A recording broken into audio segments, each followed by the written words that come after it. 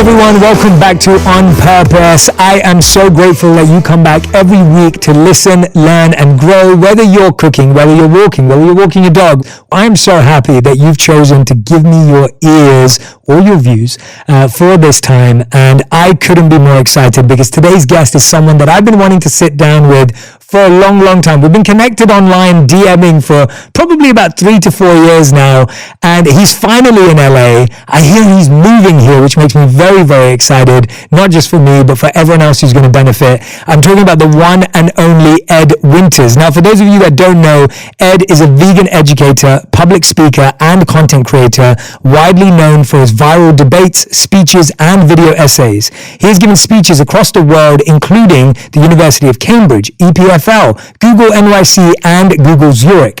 In early 2019, he gave 2 TEDx talks, surpassing a total of 2 million views online. You can go and check them out. And his speech, You'll Never Look at Your Life in the Same Way Again, has 35 million accumulative views online and has been given to thousands of students across the UK. Ed also has debated numerous times on live television and radio and has been featured on the BBC, ITV, and Lad Bible. He co-founded the No Catch Co., which I can't wait to visit in 2021, an ethical vegan fish and chip shop company taking on the traditional British fish and chip shop model. And this is something that I'm very excited about today. I want you to all go and get this. He wrote his debut book, This is Vegan Propaganda and Other Lies the Meat Industry Tells You. Welcome to the show, Ed Winters, or as I like to call him, Earthling Ed. Ed, thanks for doing this. Oh, my pleasure. Thanks for having me on. It is so good to meet you. It's a delight to be here, and I really appreciate you making time for me. And it's a real privilege, so thank you. No, the feeling is very mutual. I've been a fan of what you've been doing. Like I said to you before, I came across your videos, I think probably 2017, 2018, and I'd only started my journey in 2016 as well. Sure, yeah. And so I remember seeing it, and under your Instagram, Earthling Ed, which again, highly recommend everyone goes and follows. And what I really appreciated was this very thoughtful, conscious, intentional sharing and messaging around veganism, around vegan diet, around an understanding of animal welfare, around educating people. And up until that point, I'd only ever seen people attack people, or I'd seen people try and scare people, or I'd seen people try and cause fear. And I'm not saying any of those things are bad or wrong or shouldn't be done. Everyone's allowed to communicate in the way that they feel is best. But I really connected to a way of giving a language to the work that you do. And so my wife and I are big fans. She's dying to meet you. And now that you're releasing a book as well, which you kindly sent to me, so I've had the fortune of, seeing a bit of it. What I want to start with is I want to hear about your story of how you got to this point. Because I think what we're used to seeing is you debating, you being a very strong-minded vegan, but I want to hear how you got there. So can you tell us where your journey started by telling us where you grew up, what you ate for dinner every day, what your life was like? Yeah, so like most people, I grew up in a family that hadn't really even heard of veganism. So I was raised, and we used to laugh about people who were vegetarian. We used to think it was kind of a bit of a joke that people wouldn't want to eat meat because, meat's delicious and everyone eats meat, so why wouldn't you? And I remember we used to have this joke around the family dinner table, and it was a very bad joke. A very bad joke, and it's cringy, but we used to sit around the dinner table, we'll be eating, beef casserole, we'll be eating sausages, chicken breast, whatever it might be. And someone would say something like, what's the best thing about having a vegetarian around for dinner?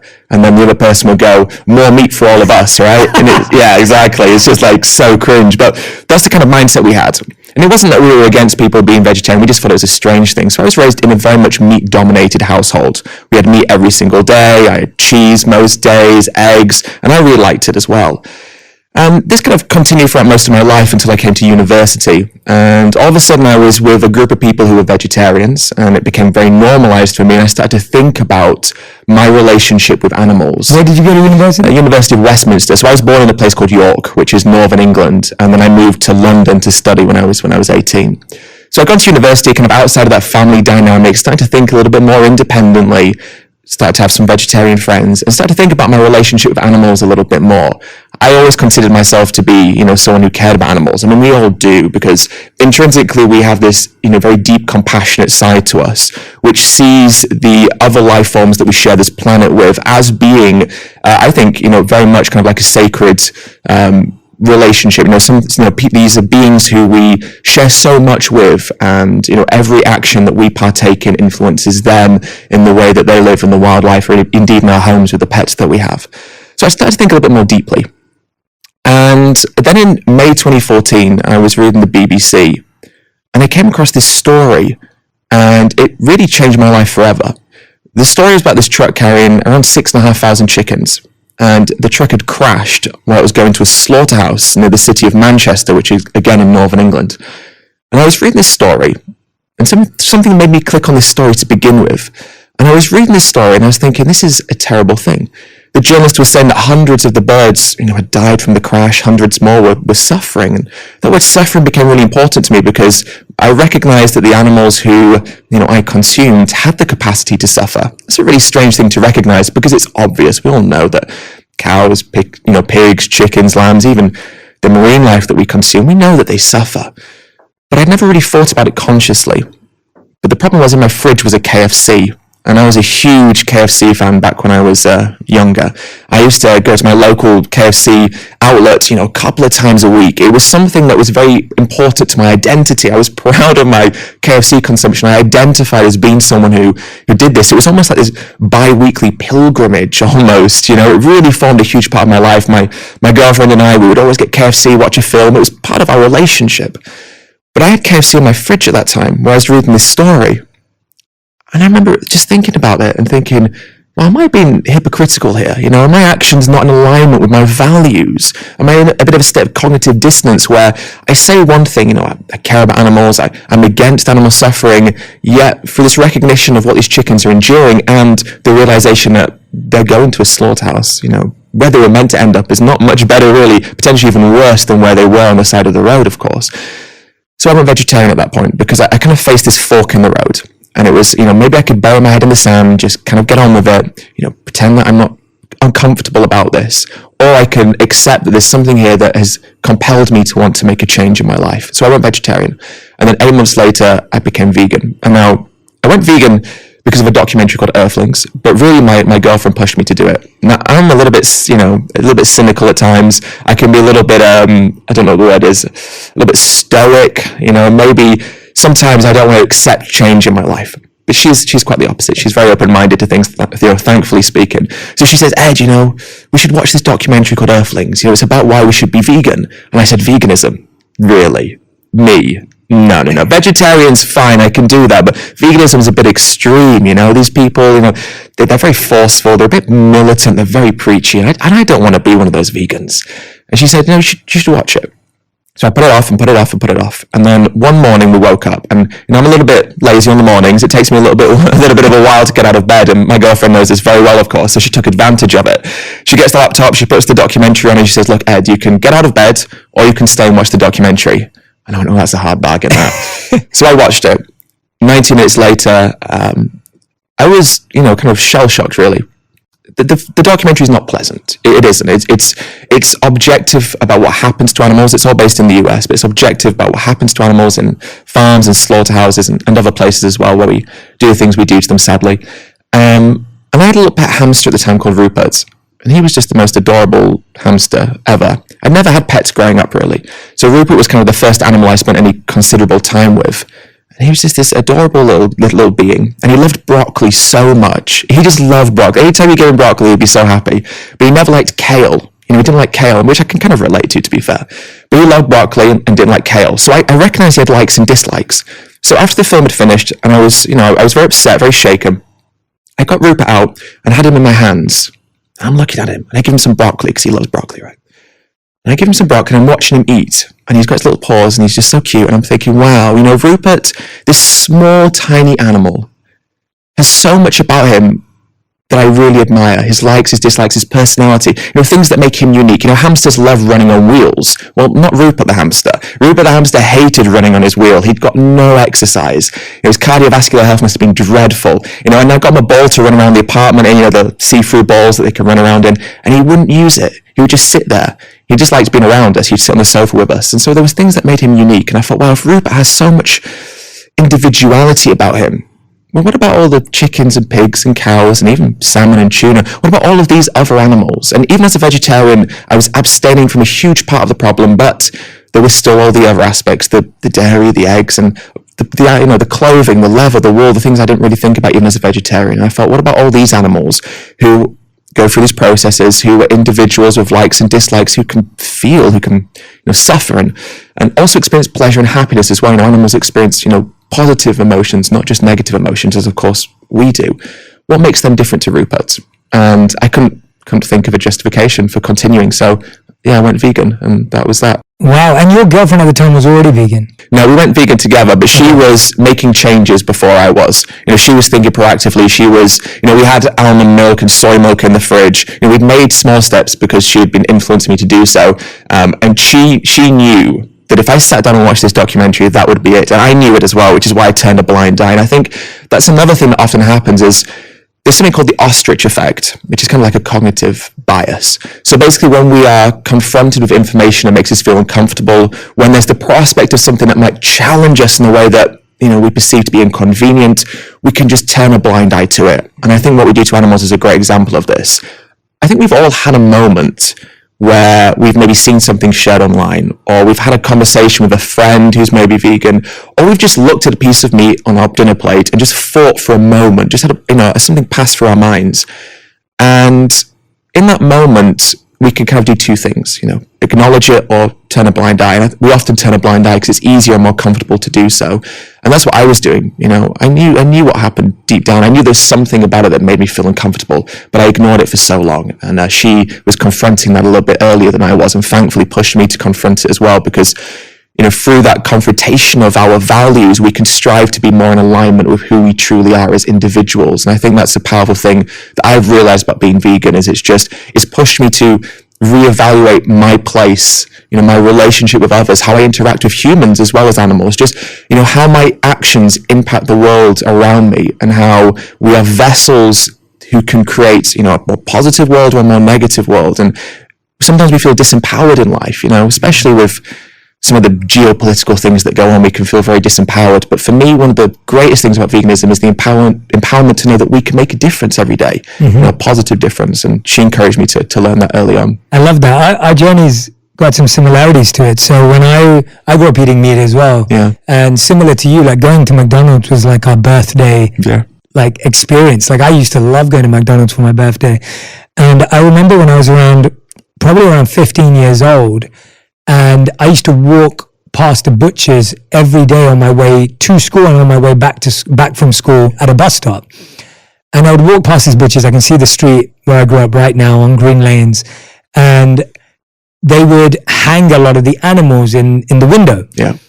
And I never ate a chicken that looked like that. To me, a chicken looked like this perfect, crispy, round burger. Yeah. Right? That's what chicken looked like to me. And I ate pork sausages, but they never looked like pigs hanging. I just ate the pork sausages that you buy in the store. And so for me, when I would walk past that butchers every day on the way to school and on the way back from school, that's when it started to hit me, where I was like, no, that's the same thing. Like I couldn't bear to look at a hanging pig, or I couldn't bear to look at a hanging chicken, but I would get really excited about eating my burger. And I wouldn't make the connection when I ate the burger until that point. And so I remember deciding that I would become vegetarian at the time. And I lasted around 3 months before I went back into a McDonald's. Right, yeah. 3 months later, I was craving it so badly for taste. Yeah. And then from that point on, I never have eaten meat since that day. And so that was I was 15, 16 years old. And so that's been around 18 years now. And then it was my wife who introduced me more to plant-based and vegan. She's been vegan for like 10 years now. And so she's been vegan for a long time, and she's the one who trained me and helped me shift my habits and also be a healthy vegan and not become an unhealthy vegan, and all these beautiful things that she's thought about. And you see that, and you sit down with students, you sit down with people from all over the world, from all walks of life, and you debate them, you hear their answers, you hear their options and their opportunities. I want to go back to talking about when you made that journey and you made that shift. Did you ever land up at the other side of becoming the militant version that you didn't want to be? Oh, I have at times. And I think that encouraged me to hopefully become more effective as an advocate, as someone who speaks about this issue.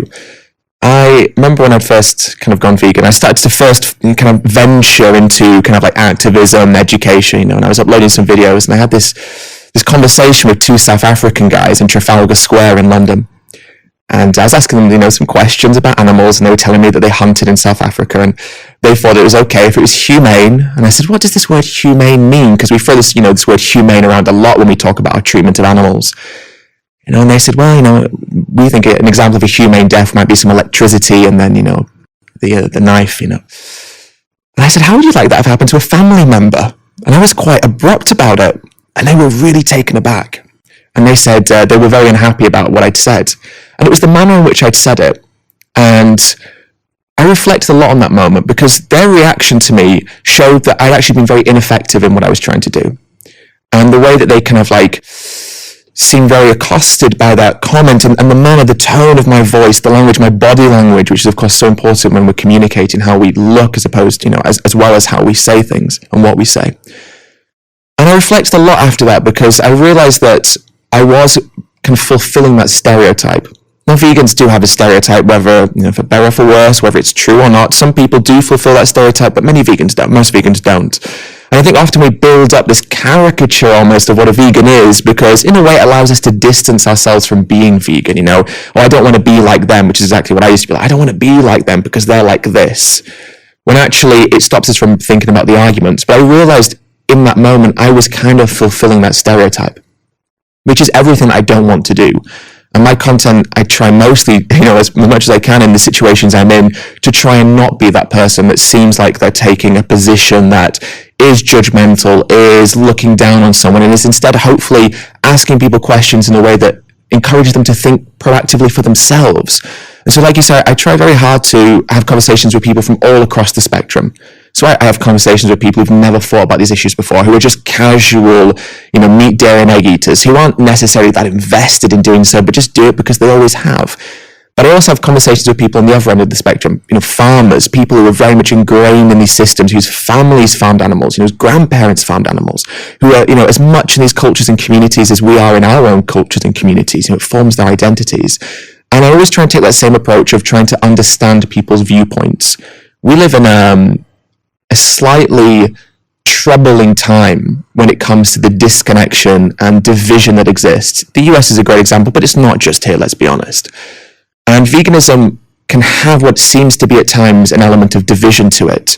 But ultimately, the way that I see it is that, like everyone else in this world, hopefully by and large, vegans are just trying to make this world a little bit better. Just trying to reduce suffering, improve the environment, improve people's health. And I think we all share that in common. So when I have a conversation with a farmer who's in that mindset, I try and view it from their perspective, which is, they want to see the same things I do. It's just we've split apart because of the way that we were raised on how to get there.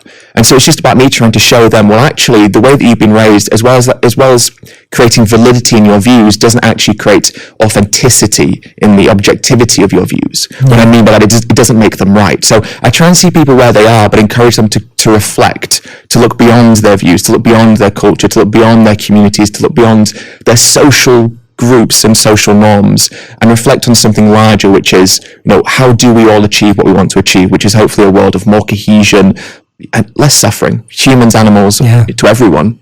And what you just said there is beautiful, because that's what the human capacity of the mind is for. Right. Like, we know that animals struggle to see beyond certain barriers, and even then we see animals, drag different animals off the street and do these beautiful acts of kindness. Yeah. But overall, as humans, we do have the broad-mindedness and the capacity to see beyond just our territory. You're absolutely right. And so when I'm listening to you, I'm wondering, because I know a lot of people who saw Earthlings, who saw, what were some of the others? Game Changers? Yeah. What were the other ones that were quite Dominion, was a popular one. Cowspiracy has been popular. Cowspiracy, that was really big. Yeah, so I had a lot of friends actually who saw those, and they all did the same thing. They became vegan straight after watching it. But then it wasn't sustainable for them. They didn't know how to bring it into their diet. Tell me about how you made it sustainable. How did it really work? Because it's been 6 years for you now. I would say it's a fairly long time since you discovered this path and know about it. How have you made it sustainable? How have you made it healthy for yourself? Because I think the biggest thing people struggle with, that I know that have watched those documentaries, is not that they disagree. It's that they're just like, Jay, I'm putting on weight. I'm eating fried food all the time. I don't know how to cook with it. I don't know what I'm doing. Yeah. And then 6 weeks later, I've had many friends go back. So walk us through how you made it sustainable. Yeah, I mean, it's a really good point. And I just before I touch on that, I just wanted to just reiterate the point that you just made just previous to that, which I thought was really interesting, which is, it's an important thing to recognize that humans and non-human animals are vastly different from one another, as are all animal species. We as humans have capabilities and capacities that other animals on this planet don't have. And intellect, moral agency, height and cognitive capacities, these are all things that humans hold, which other animals don't. Not in the same ways that we do, at least. But I think with that comes a great deal of responsibility. There's a quote from Spider-Man. Uncle Ben says, with great power comes great responsibility. And I think that's a great thing, because we as humans do have power. We have so much power. We have power over each other, but we have power over the world and other animals within this world. And so when we have that situation of authority, we have kind of two choices, don't we? We can either be kind of tyrannical and abusive with our power and authority, or we can kind of be stewards and nurturers, like parents. Parents have ultimate power over their children, but we see children, because of the disadvantagement of their, lack of cognition, lack of agency, parents have a responsibility to look after children. We in a society have the responsibility to look after those less privileged than us, who don't have the situations that we have, who are maybe disenfranchised or weakened within the constructs of this society that we live in. How we should live is those with power should look after those who don't have those same attributes that we do. And I think the relationship with animals is the same. We as humans are absolutely more dominant and can be more dominant, but that dominance doesn't give us the right to arbitrarily harm. Quite the opposite, I think, to look after and nurture and try and create a better world, not just for us. But to come back to the point you made, I'm really glad you raised that. I'm really glad you said that. Carry on. Yeah, the point that you made is potentially one of the most important points. The recognition that we want to change is really important, but then the capacity to do that is very different. So for me, when I first went vegan, I made a dreadful mistake, which is I only ate kale and quinoa, right? I thought, vegans eat this type of food, therefore I have to eat this type of food. And you should eat kale and quinoa, they're two great food sources. But I was eating a lot of quinoa and kale and thinking, why don't I feel full? Why don't I feel satiated? And I realized that I was taking out, big kind of calorie-dense foods that were kind of full of protein and full of fat, and I wasn't replacing them with necessarily good alternatives. So I was eating less calories than I should have done, so I was feeling hungrier and maybe wasn't eating enough. So I think the first thing to do is to research. Really important to research, because what we want as we change into this new way of life is to make sure that we do it in a way that optimizes the longevity of that change. As you say, people do it for a little bit and then they go back because it's more comfortable, more convenient, or maybe they don't feel like they're eating enough and they're not full enough, and so they think, well, this vegan thing doesn't work for me. So what we have to do is do a little bit of research. So I always say to people, recognize why you want to make the change, then sit down and look at, protein sources. Really easy. It's really easy when you look at it, but it feels like it's a big thing before you're vegan. So look at protein sources. How do I get protein? Look at iron, especially if you're a young woman. How do you get your iron? Really important. Zinc, omega-3. Just do a little bit of research and look into how you can do it. And then also, don't be afraid to experiment. Now, the thing about being vegan is you don't have to reinvent the wheel. That's what I like about it. For me, when I first went vegan, it was a different time. There was not the options that we have now. There was not the recipes online like in the abundance they are now. I mean, your wife Radi has so much great food on her Instagram, so she's a great resource. And Instagram is a great resource for people looking to find, plant-based meals and plant-based foods. So do a little bit of research, find some meals that you like, but also take the meals you already like and simplify it down. For me, I love pasta. I've always loved pasta. But I also like stir fries, curries, burritos, nachos, tacos, fajitas, whatever it might be. Find what aspect of it isn't vegan. Okay, spaghetti bolognese is easy. It's the beef mince, right? So take out the cow from the meal and replace it with soy mince or lentils or whatever you want to replace it with. You can cook it exactly the same way and you've just changed one thing and you eat the exact same food.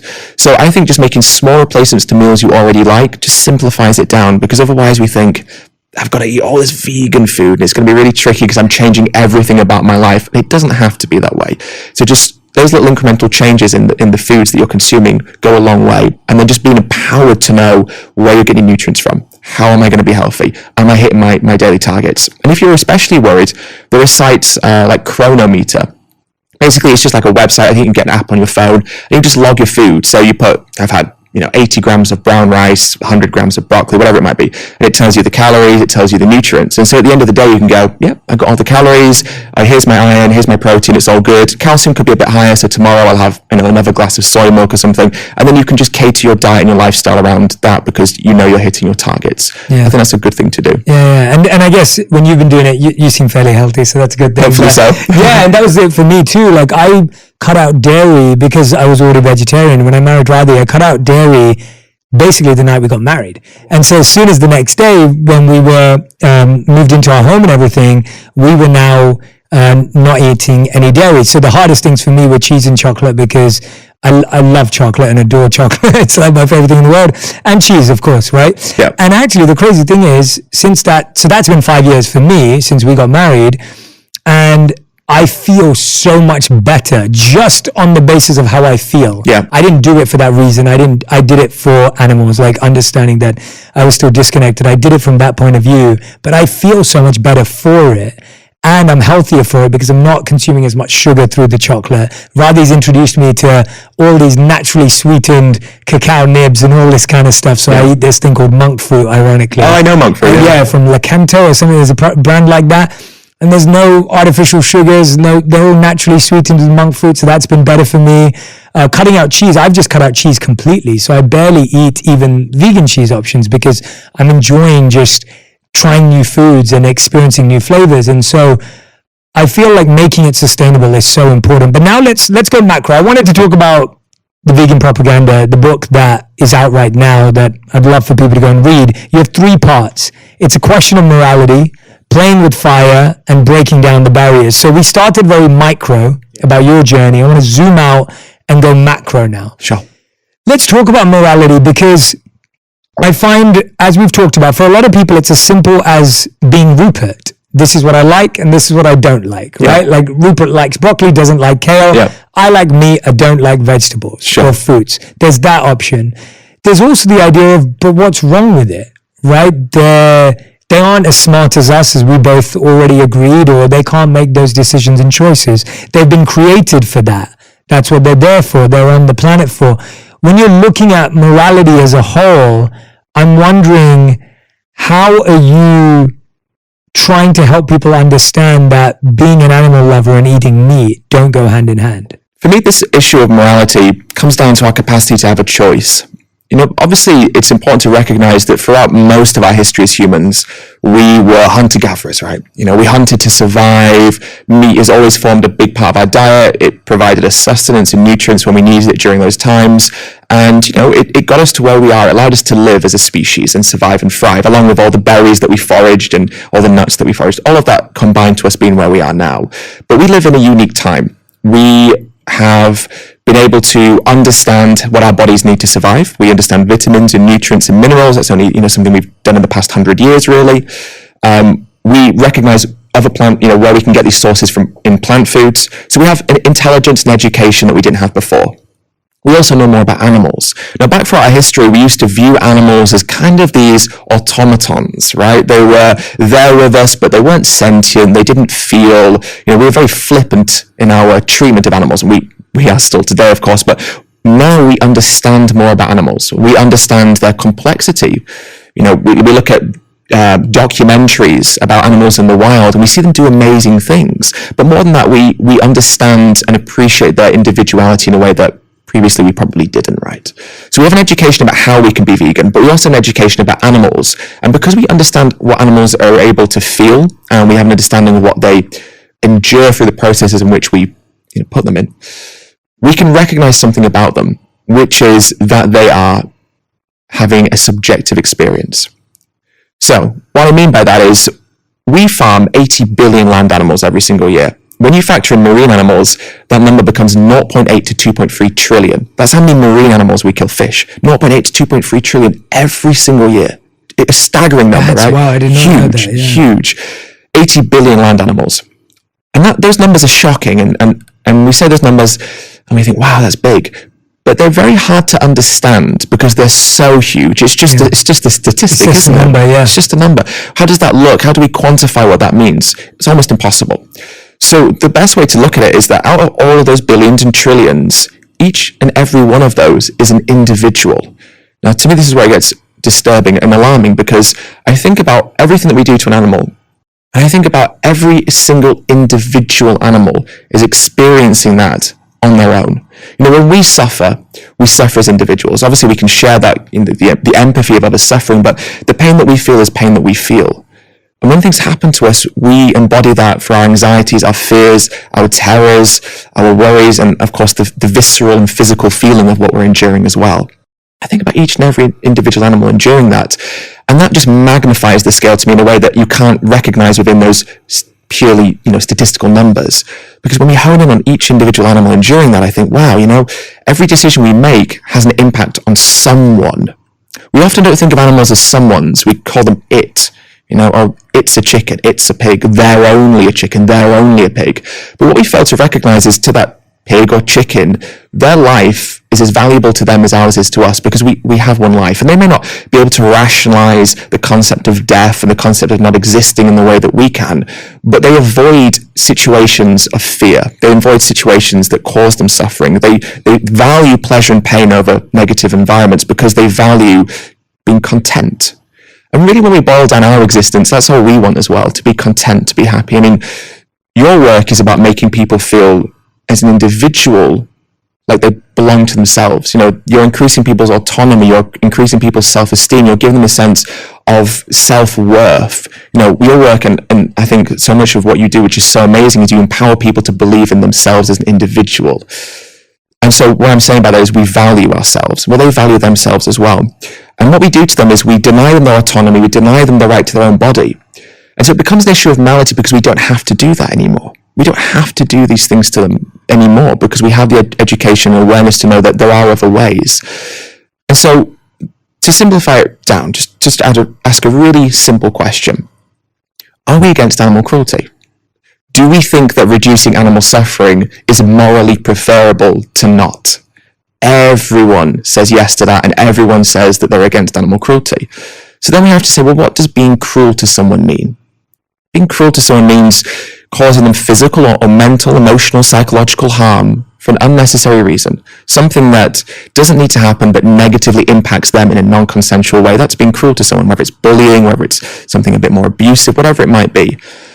But what we do to animals must therefore constitute an act of cruelty because we don't have to do it. And it causes them physical harm, mental harm, emotional harm, and it's non-consensual. These animals, they don't willfully agree to be exploited. This is not an environment they wish to be in.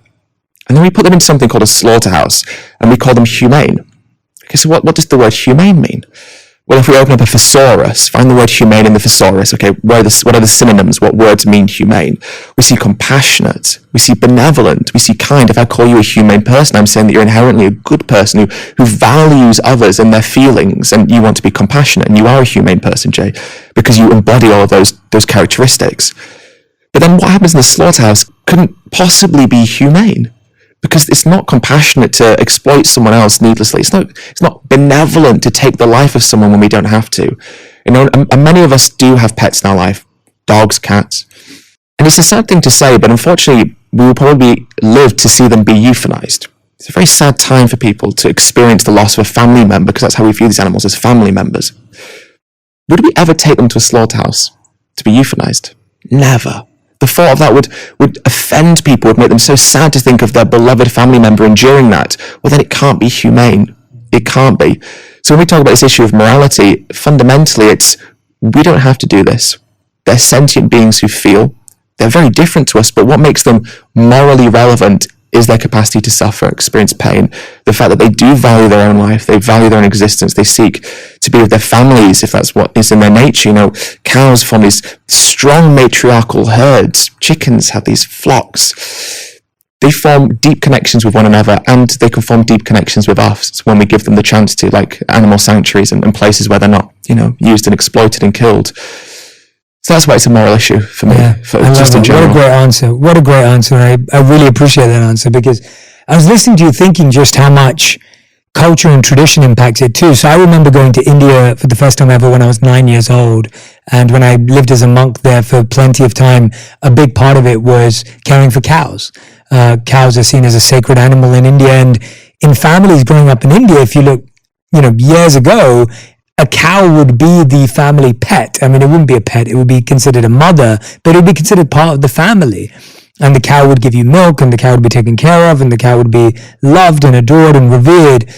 And you'd almost find dogs that would just walk around stray on the street, and people wouldn't give them the attention we see in the West. So why do you think we've been able to build up such a deep, loving relationship with dogs and cats? But why do you think we've struggled? Because I've seen people play with cows the way we play with our dogs. And I know that sounds really strange to anyone who's never seen it, but I've seen people in India hold their cow and hug their cows and have that same very deep, intimate relationship with the cow. But in the West, we don't really ever experience that apart from with a dog and a cat. Why have we been so good at giving our compassion and love there, but not there? I think there's kind of like a utility aspect to this. And what I mean by that is historically, especially I guess in the culture where we've been, we gave dogs like a task. And that task was often being a lookout for us. So they would pull our equipment, like us on sledges and such. And so we've always often valued dogs, but in a different way to the other animals. We've used cows as like farm labor. We've used, other animals in different capacities. But for dogs, we've always had a little bit more of an intimate relationship because of the nature of the work that we used to, use them for.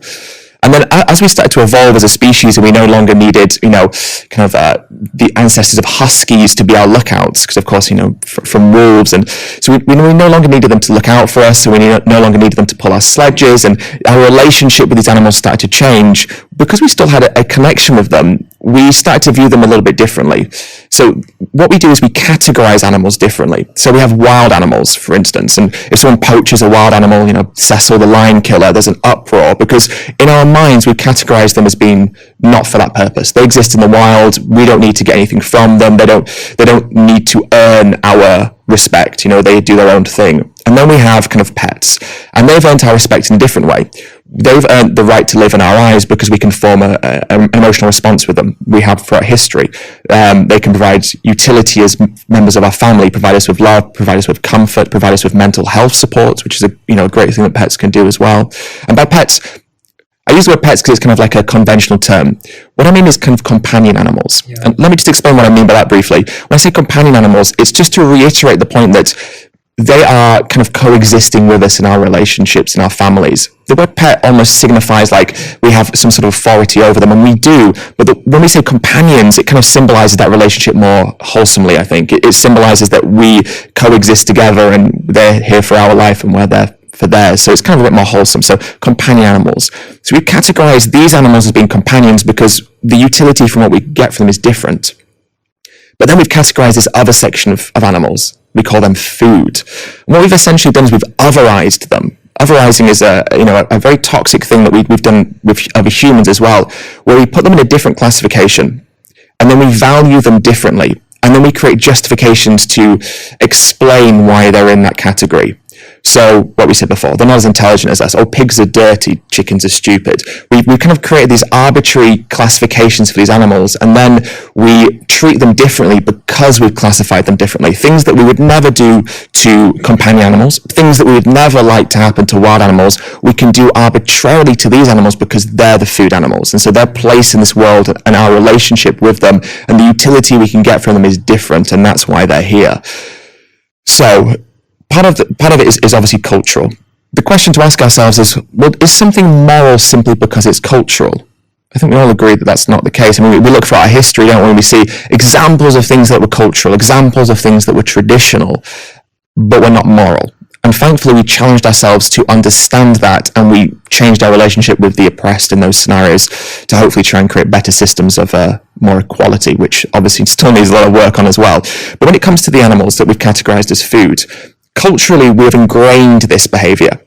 Culturally, we have allowed this to become such a dominant viewpoint that we never really think about it. What's interesting is as children, we don't have these categorizations. Give a 4-year-old child a piglet and a puppy, the child isn't going to push the piglet to one side and say, kill this animal, but let me love this animal. The child enjoys the company of both because they don't see that distinction yet. We raise children to start to view animals differently. It's this term called speciesism. Basically what it means is that we arbitrarily exploit different animals based on the species they're born into. So, we harm a pig because they're a pig. If that pig was a dog, it would be different. But, fundamentally, the moral distinction between those animals is non-existent. Pigs and dogs are very similar in their intelligence, in their sociability, in all these different ways. But because we see them as that species, they look the way they do, that's why we harm them, because of their view, their appearance. And that's what speciesism is. It's kind of addressing that we're arbitrarily harming this being, this individual, because of the way they look, because of how they were born, because of the species, the body they were born into. So anyway, we have these cultures and traditions that are ingrained throughout our history for hundreds, sometimes thousands of years, and we don't ever really think about them critically, because why would we? Our peers do it, our parents engage in this, our society is engaged in this, it's legal. But then does legality equal morality? Again, history shows us that it shouldn't be that case, and it clearly isn't. So when we start to think a little bit more deeply about each of these individual arguments that we use, we start to realize that actually they don't really justify at all what we do to these animals, and that cultures and traditions should be challenged. Because we do look across the world, and we see what happens to dogs in Asia. For example, it's a classic example. We sign petitions demanding for it to stop. This is an abomination. We shouldn't be doing this to dogs. Oh, but I want to eat my bacon sandwich. Oh, but I want my fried chicken burger, which is what the person I used to be. But if we think, well, actually, outside of the culture that we're raised in, outside of the fact that we view dogs as companions and pigs and chickens as food, what really is the difference other than that arbitrary classification?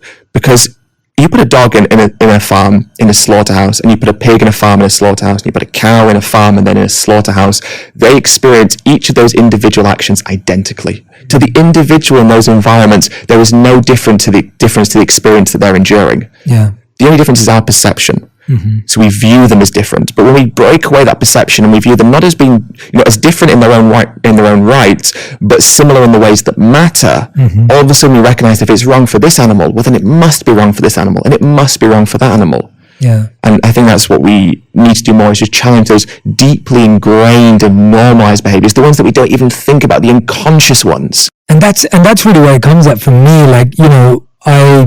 Again, and I love what you just said there too. It's like, I grew up eating meat. So I very clearly understand at that time when I ate meat, I had no idea what the word vegetarian even was to some degree. I didn't know what veganism was for sure. And I didn't know about any other diet that existed apart from what I ate. And so now when I look at that, I recognize that, and this is why I'm hoping this podcast is going to help a lot of people, because you're so brilliant at educating, and I think you do that wonderfully. And this education is what's missing. It's not that people are bad people. I don't judge anyone who eats meat because I ate meat myself. So I understand how easy it is to be in that space where you are making these distinctions. And what I love about the way you just broke that down is because you're spot on that throughout history, we've done that to humans that look different from us, that have a different hair color than us. Like, we've done that. And like you said, that legality and morality don't go hand in hand, because we've had to upgrade legality to achieve real morality. It's been a constant upgrade and we're still getting there. So that I really find fascinating, because what we're doing to animals right now is what we've done to humans throughout history. And yes, we may have at least externally stopped doing it to humans, or in organized ways, but we are currently still doing it in very organized institutional ways to animals. Yeah, I mean, what you said right at the beginning of that is really important. Good people can engage in things that are bad. We all do, we all do, because we do live in an inherently imperfect world. By the mere fact that we have to do things to survive, we have to eat, we have to drink, there are going to be things that happen on this planet that are negative for some people on this planet. And by people, I can also mean animals, the extraction of resources from nature, things like that. So we do live in an inherently imperfect world, and unfortunately we're never going to, I'd like to think we could, but realistically we're never going to achieve a perfect utopia. But that doesn't mean the aspiration shouldn't be to get as close as we possibly can. So the important thing to recognize is, it's not about saying that someone's bad because they engage in bad things. It's not as easy as that. The world isn't as black and white as we sometimes like to think it is. It's actually a lot more nuanced and complicated, and we all in our own ways can engage in industries that are bad. And what we do to animals is just objectively bad in every sense of the word. But good people can engage in that because of these cultural structures, these societal barriers. And the third section of the book is all about that. The first section of the book is dealing with the moral aspect. It's talking about what we do to animals. It's talking about the history of what we do to animals. It's talking about the ethical implications. And it's trying to hopefully challenge us to think about our own morality. The second section of the book then talks about the environment. It talks about, pandemics and infectious disease, something that is, heavily linked to factory farming. I saw that video you made about that. That was brilliant. Yeah. Thank you. Yeah. We don't really realize, but buying a chicken breast is one of the most dangerous things that we can do in terms of creating a new pandemic. Same with bacon. So it's about looking at that, and then also chronic health. So looking at heart disease, certain forms of cancer. So looking at how it impacts us as individuals as well. But then the third section was really important to me because I wanted to give people the reasons to be vegan, but I also then wanted to explain why it is that these systems exist and to try and almost diffuse the idea of judgment and feeling bad. Is to say, look, this is all objectively wrong.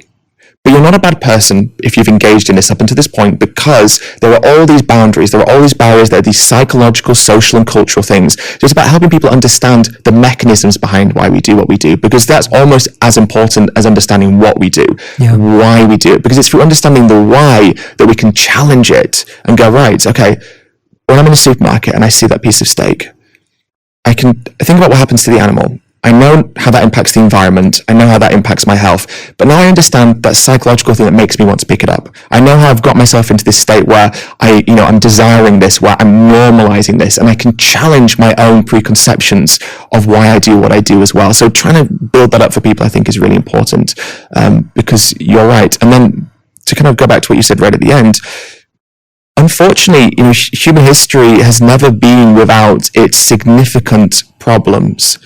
We've never reached a point, and we're certainly not there yet, where we can sit down and relax and go, oh wow, we've overcome every adversity on this planet. We're not even close to that. When we think about the history of our species, especially in the past few hundred years, this work is only just beginning. To other humans as well, it's only just beginning.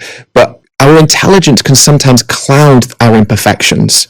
We are so intelligent and we're capable of doing so much. And what the world could look like if we just came together and sat and empathized and thought deeply about these issues and got through some of these kind of more kind of primal aspects that we haven't quite evolved out of yet, we could achieve such a wonderful thing and we could create such a great world.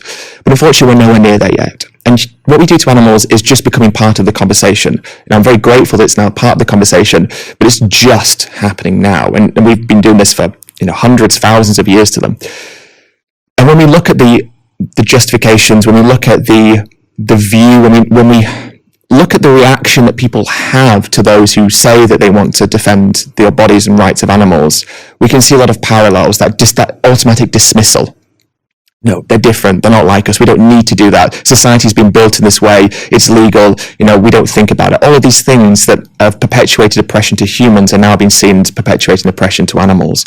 And I'm grateful that we're starting to challenge it, but it's important that we don't ever think and get complacent in our morality, because we're always going to be able to improve a little bit more.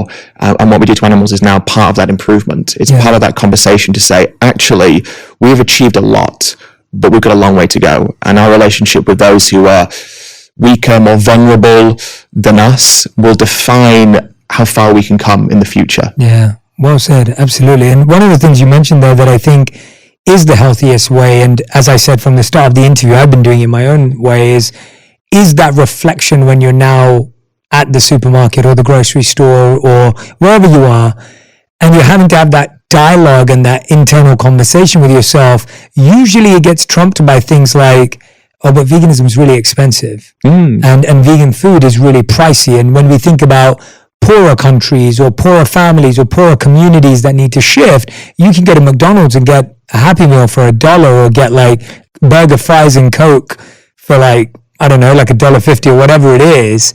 And then you start thinking about, oh, but a salad's like $15, or even if I buy it, I'm saying if I make it, then sure, it's cheaper. But what have you looked at when you're thinking about people saying, well, veganism is expensive? It's expensive to eat healthy and to support animals. Yeah, I mean, it's important to state, and maybe I should say that there are nuances to everything. Yeah.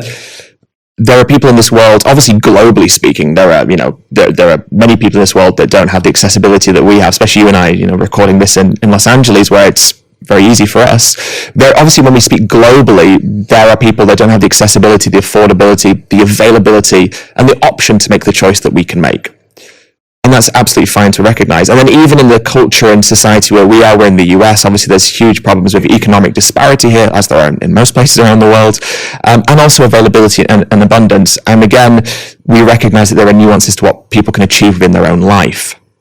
Now, there was a study that was released, it was just published, I think yesterday, it's been reported on today, the day that we're filming, that is, and it was looking at the expense of plant-based foods. And ultimately, if you go into a Whole Foods and you're buying like Beyond Burgers, Beyond Sausages, Impossible, that kind of thing, that's going to be more expensive. But at the same time, if you stick to whole foods, and those are the healthier foods, the whole grains, the beans, not talking about the store whole foods, whole foods, whole plant foods, exactly. So minimally processed plant foods, exactly. Yeah.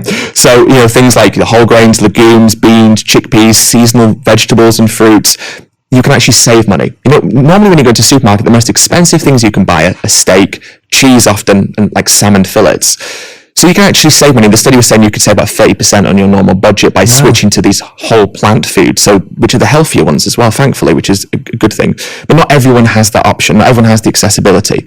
So I think that gives us, those who do, even more responsibility, even more of an obligation to make those changes, because the only way that we can challenge the disparity in people's ability to access certain foods is by fundamentally challenging the food system itself. If we keep buying the same foods and perpetuating the same systems with our purchases, we're not asking for change.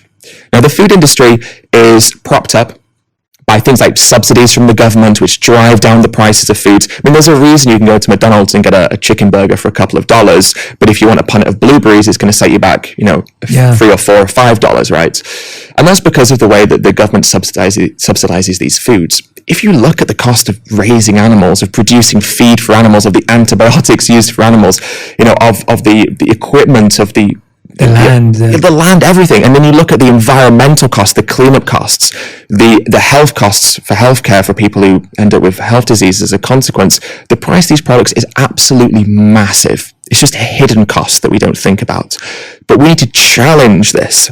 And the only way we can challenge that is by making choices and changes in our own individual life. So for those of us who have the power, the capacity, the privilege, let's use that word because that's what it is, the privilege to be able to make these choices, I think we're even more obliged to do so. For those people in the future who would like to, but maybe don't have the capacity to now, who aren't given the luxury of being able to think critically because, they've got a family to feed, they're working 2 jobs, there's no supermarket close by, there's only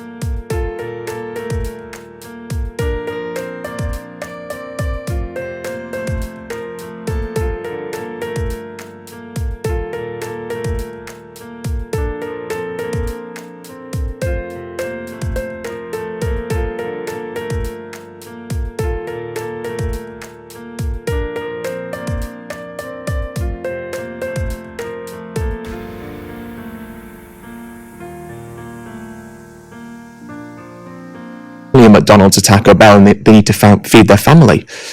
So what are you going to do as a parent?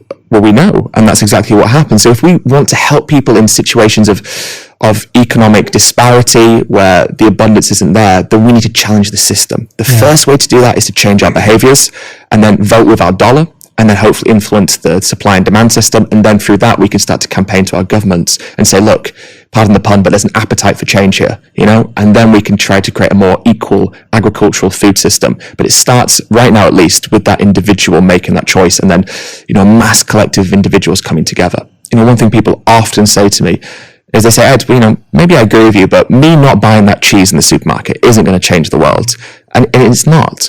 But anything that ever has changed the world has changed the world because of a mass group of individuals. Anything positive comes from the individual realizing and wanting to be an active part in that change. And we all have the power to be an individual within that mass collective movement that creates a positive difference. And I want everyone to know who's listening right now that when you get the book, This is Vegan Propaganda, Ed talks about everything from the environmental impacts through to the meat paradox, through to how to do this in a healthy, unhealthy alternatives that exist in the world. I think what's fascinating is that this book dives so deeply into so much more than what we've discussed today. Yeah. It's the environmental impacts. It's the impact of what is a healthy and unhealthy way of doing this.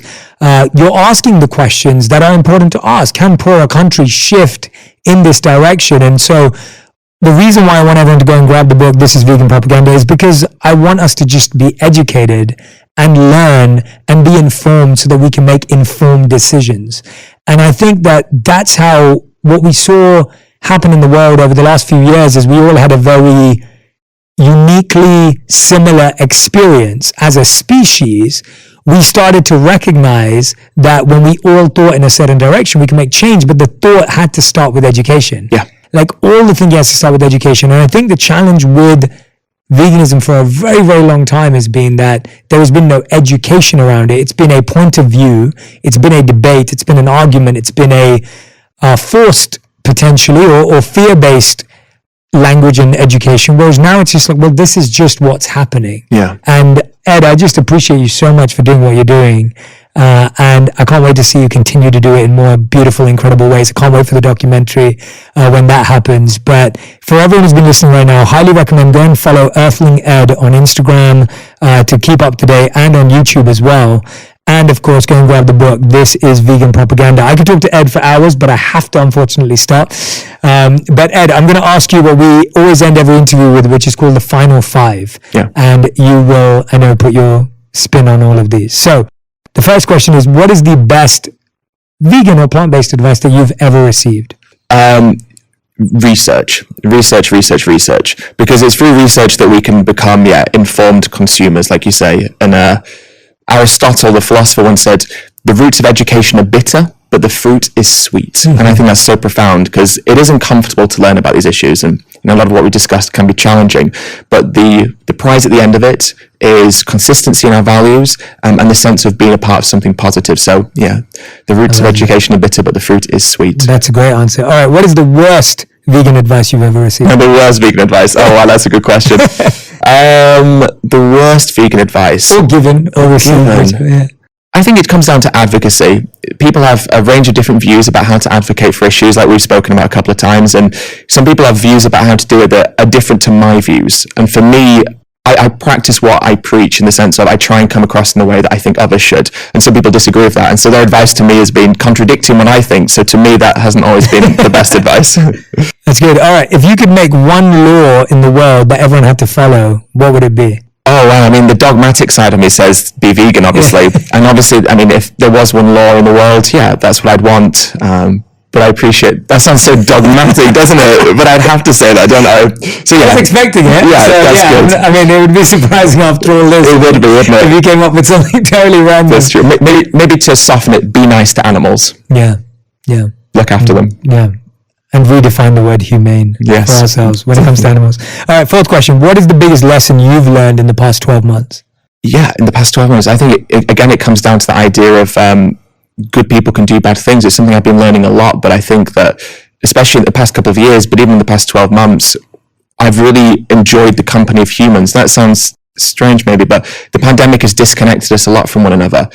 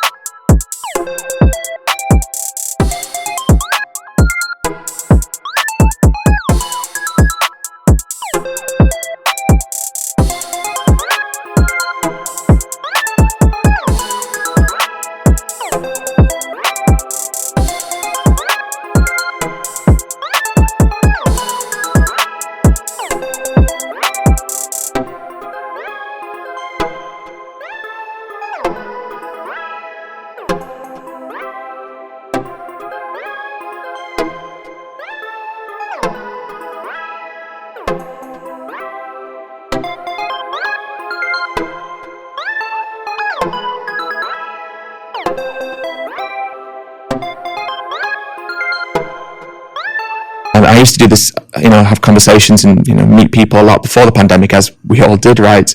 And in the past 12 months, as I've slowly started to be able to integrate back into some of these realms of conversation, it's made me realize how much I enjoy humans, even humans that are doing the thing that I'm trying to stop. What I like about having debates with people is it makes me realize how connected we all are, how we all think very similarly at times, about these issues, how we're not that different from one another. It doesn't matter if I go to a university here or a farm here or, this country or wherever. We think intrinsically very similar. And that's something that I've learned, especially as we come out, we're still in the pandemic, but as we started to see light at the end of the tunnel and I've been able to reintegrate back into the work that I used to do, just how much humans can be good, and I think that's a really powerful thing for me to keep reminding myself. Yeah, I mean, some of my best friends are not vegan, some of my closest friends in my family, and just so many people I love, and I think that that's such a good point. And, when we're sitting down to do this, I know this comes from both of our hearts, like, I'm doing this just out of a compassion and education. Like, there's no part of me that judges anyone for doing something that I just did a few years ago. And that lack of judgment is what allows all of us to go. And by the way, I also think it's important to stay, and I haven't felt this from the moment of meeting you. I mean, when I've seen your videos, I'm like, wow, Ed is tough in a good way. And I met you today, you're the sweetest human ever. I'm like, wow, this guy's like, I was like, wow, he's so nice. Not that I expected you to be not nice, but I was like, wow, Ed is just so personal and just so, I don't know what it is. You have a real sweetness and softness and kindness about you in person that people wouldn't get to see always through a debate or a screen. And I really feel that the idea that this is all coming from a place of just compassion, love, kindness, and non-judgment. And also, we shouldn't have an ego. This is how we were trained as monks, that just because you care for animals, that's actually the most basic human quality. Like, you can't have an ego about that either. You can't think you're better because you're vegan, because the whole point is that you should be honoring these animals anyway. And so I think there's both ends of the coin of the ego in how we present veganism to others, but also the ego we feel internally because we think we're better than others. And I think both of those have to be removed. Yeah, definitely. Fifth and final question is, what is anything that I haven't asked you, but you really want to say because you feel that it's on your heart and on your mind and needs to be shared? I think accountability. It's really important to me that I come across in a way that seems empathetic to people, and a lot of the work that I do is trying to rationalize why people do what they do, so that so it's easy to empathize with them. You can understand the processes of why people do what they do. But accountability is also really important. And I was put in a situation from my partner where I was forced to hold myself accountable to the decisions that I was making. And so whilst it's really important that we, are very reflective, we also have to be accountable for our decisions, and again, this relates directly to your work as well about, it's all well and good understanding what we should do. But if we want to see those positive benefits in our own life, and we want to, hit the targets that we want and improve ourselves in the way that we want to improve ourselves, we have to be accountable to ourselves. And when we view veganism from the position of the individual who's suffering, when we think about the animal, and we view veganism, obviously there's so many benefits to ourselves, and we're as an individual making that change. But when we view veganism from the perspective of the person who suffers as a consequence of the decision that we make when it comes to buying animal products, that's where that accountability has to come in, to say, I understand why I should do it. I'm going to research how to do it sustainably and healthfully. And then the final piece of the puzzle is to be accountable to ourselves, to our own morals, but accountable to them. They can't talk to us. They can't communicate. A chicken can't say, please don't do this. But if they could, they would. And they vocalize it in ways that we recognize, for the cries and the screams and the actions and the body movements, but we don't see it. So it's hard to be accountable to something that we don't see, that's out of sight and out of mind. So connect with it, think deeply about these issues, and then, accountability on our behalf to say, I need to push myself in ways that might seem a little bit inconvenient, that might not be that comfortable. Look, that might look a little bit, daunting at the beginning, but the benefit of doing that isn't just the benefit to ourselves, it's to them, and they don't have a choice. We have the choice, the power to dictate what they have to go through, or ultimately what they don't have to go through. Yeah. What the most beautiful thing about this interview has been? That we've been talking about something that can be very divisive, it can be quite difficult, but all I'm feeling is a sense of more compassion in my heart. Overall, I'm walking away from this interview going, I just need to be more compassionate with everyone. With animals, of course, but the way you've been sharing this with me, at least I just want people to know who are listening, that sitting across from the table from Ed, all I'm feeling is the aura and energy of compassion, love, kindness, and empathy is what I'm feeling from your heart and voice. And so anyone who's not been in the room with me and just hearing a conversation without the emotion that you feel when you're with someone, I just want everyone who's listening or watching to know that. And so I'm walking away wanting to be more of all of that in my life as a whole. Definitely. And if that's all you take away from this episode, then I hope that that's the beginning of your journey to loving all animals and life. So thank you, Ed. Thank you, Joe. Thank you so much for joining us. Everyone, I want to make sure that you tag me and Ed on Instagram, on Twitter, on whatever platform you're using so that we can see what you're taking away. Maybe you're going to try going vegan. Maybe you're going to try change one day in your life. Whatever you're going to do from this podcast, I want you to let me and Ed know, because we want to see how these words, how what Ed has shared, of course his book, This is Vegan Propaganda. For those of you that are going to go and grab a copy, you're going to have all the education and insight at your fingertips. Please do tag us. I love seeing what resonates and connects with you. This has been a very special episode in that we've been sharing something that I truly believe could be life-changing, is out there, is available, is accessible, and I hope that some of you are going to give it a go. So thank you for joining in. Big thank you to Ed. Go and follow Earthling Ed on Instagram and YouTube and all social media platforms, wherever Ed is.